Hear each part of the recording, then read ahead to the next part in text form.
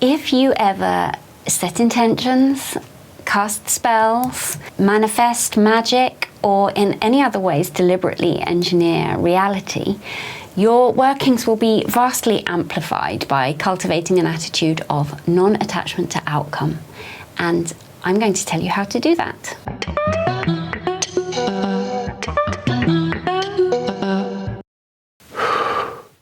Hello, I'm Anna Bellissima. I am an extremely powerful magician, as of course are you, and today I'm answering the question, what is non-attachment to outcome and how do I cultivate it?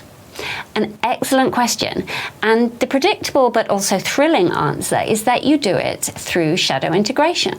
I'm going to give you my 3-step, brutally effective shadow integration process to become unattached, open, and surrendered to the universe, a vital ingredient in magical workings and in living a joyful and creative life. But first, some background, just for fun. Imagine that you are an all-powerful deity. You can create and destroy galaxies with a snap of your fingers. You can assume any physical or metaphysical form you desire, from a clamshell to a fertility god. Nothing can or could ever oppose you. And to break the monotony of endless bliss, you chose to play a game. And as soon as you decided to play, you were incarnated as a human soul in a sweet little baby's body. And you began to learn through experience and through explicit teachings from parents and from the culture what it means to feel limited.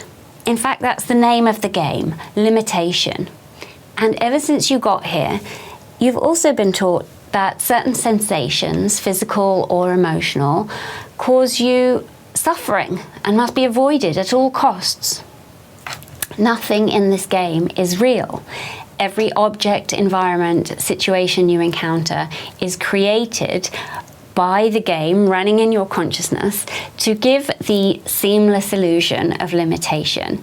And every intelligence you interact with, every person, animal, plant, deity, reflects some facet of the game of limitation, or they give you a message that you need in order to progress. And then one day, today, you receive a message in the game that gives you a new way to play.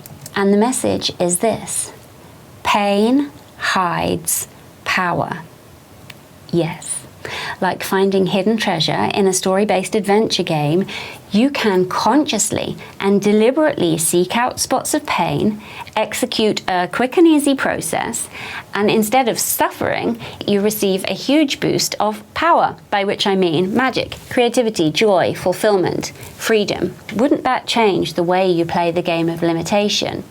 Instead of shying away from painful situations and desperately trying to control outcomes to go in your favor, instead, you'd get a hit of excitement when bad feelings come up in anticipation of the incoming bliss. And even better, if the process itself is quick, dirty, and fun. No more suffering. Only either pleasure or alchemy, and then we go beyond resilience or just bouncing back into becoming beings who are actually anti-fragile, who become stronger through challenge, and not by toughening up, but by deepening into love and into our role as divine creators.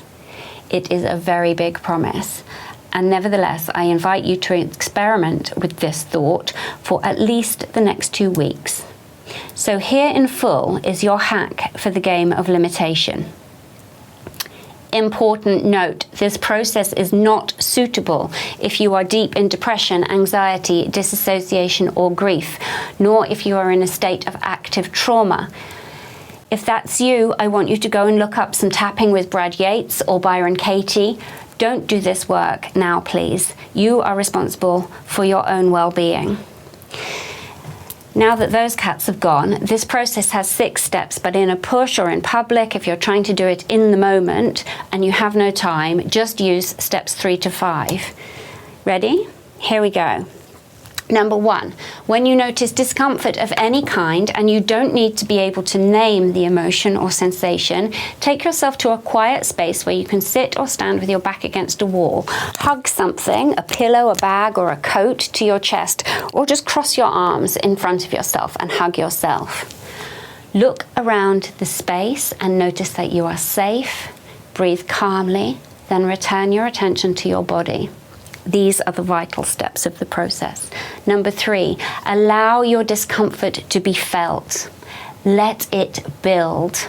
Using your imagination, amplify the sensation so that you feel it even more. More sadness, more fear, more shame, more resentment.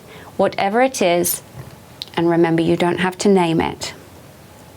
When the energy is at a peak, say this out loud. I am not afraid of the dark. I created this illusion. My will is done, and I reclaim my power. Feel the energy in your body continue to grow and move, and vividly imagine it transmuting from pain into power, health, vitality, magic, manifestation, energy, creativity, freedom, love, joy. Maintain that feeling. Step 6, maintain that feeling for as long as you can, and repeat every time you discover a new bad feeling. In an emergency, you can perform steps 4 to 6 only and say step 5 silently to yourself if you are in a public place and don't wish to draw attention. You will find that many of these emotions and situations require this process to be repeated numerous times before the illusion of limitation is completely dispelled. At other times, the relief is immediate and permanent. Learning about ourselves as the creators of reality is not without challenges, and once we start to play the game of limitation in a new way, weird shit starts to happen. Unexpected results, ridiculous synchronicities, and just reality seeming to twist and dissolve and reform.